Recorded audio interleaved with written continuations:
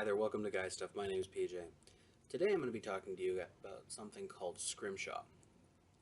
Scrimshaw is any kind of decoration of an antler, bone, horn, whale's teeth, boar tusks. It's any hard surface that you can polish and then scratch a design in and then ink that design. The term scrimshaw actually means to waste time. It was coined by the 18th century whalers who had a whole bunch of time and a whole bunch of whale's teeth when they were just sitting out in the middle of the ocean. To polish your work, you're going to need first start off with coarse sandpaper in the 60 to 80 grit. Then move up to your medium sandpaper in the 100 to 180 range. And then, you're going to have to go even finer than that with the 400 to 600 range. And then you got your 800 grit. This is wet or dry sandpaper. All of this you can buy at your local hardware store.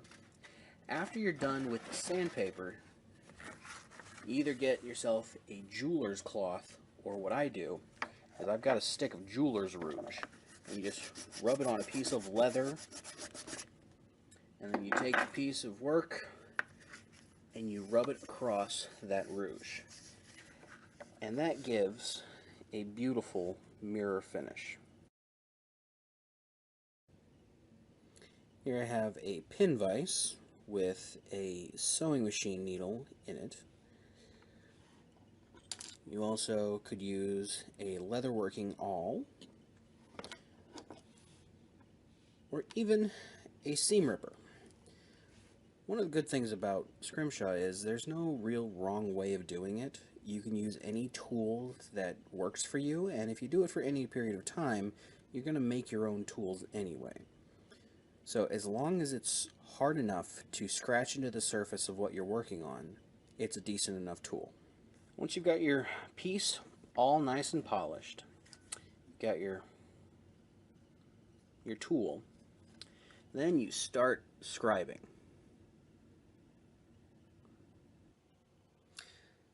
I forgot that most people don't have big quantities of antler or bones or horns just around. So what I would recommend starting off on is this simple plastic spoon or plastic knife. They're cheap, they're easy to find, and they're already pre-polished, so all you got to do is start working on it. Alright, ready to go. How am I supposed to ink this? I made a little oil lamp out of a garlic jar, a strip of cotton cloth, and about a half a thing of vegetable oil. And it burns a lot like an oil lamp would have back in the day. So what I'm doing, because I don't have a glass, I'm putting this just in the fire. And because of how dirty the oil burns, got a nice layer of black. And with that, I can ink my Scrimshaw. Let's get up a little bit more. So once you have your work surface, your tool, and a decent amount of soot, you can go ahead and start.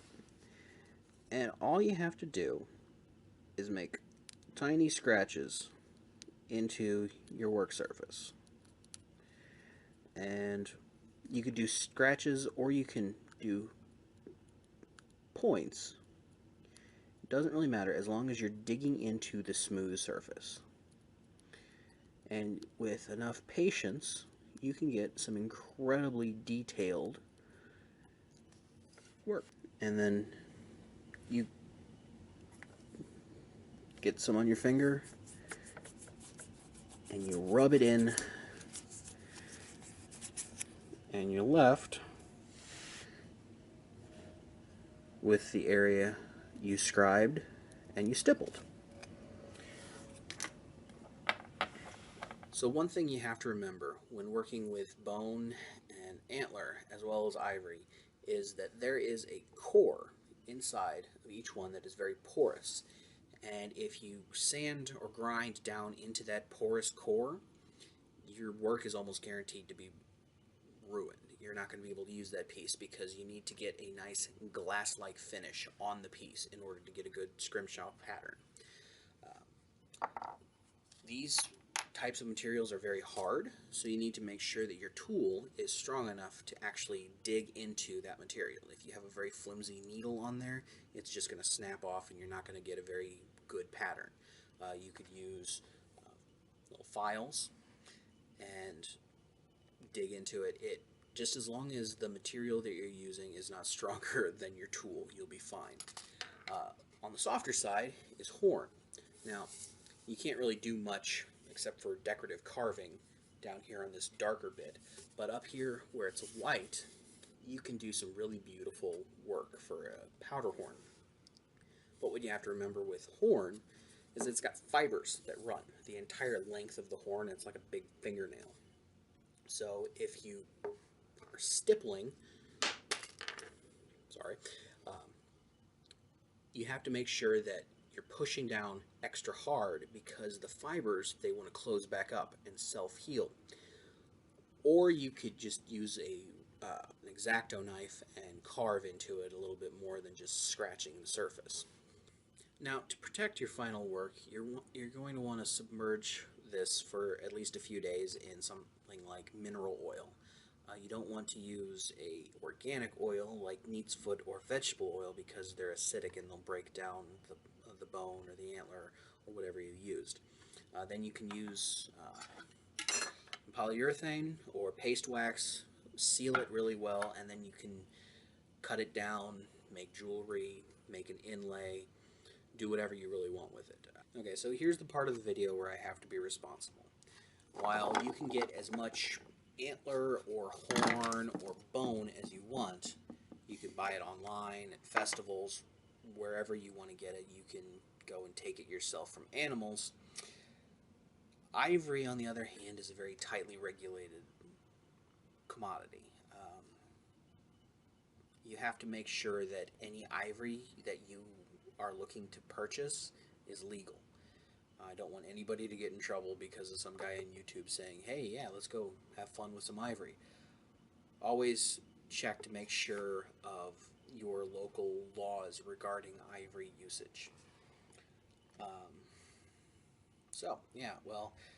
That being said, I'm going to go ahead and close this video right now. Thank you for watching. Hope you like it. Give me a like if you did, and if you want to see more, consider subscribing. Thank you very much.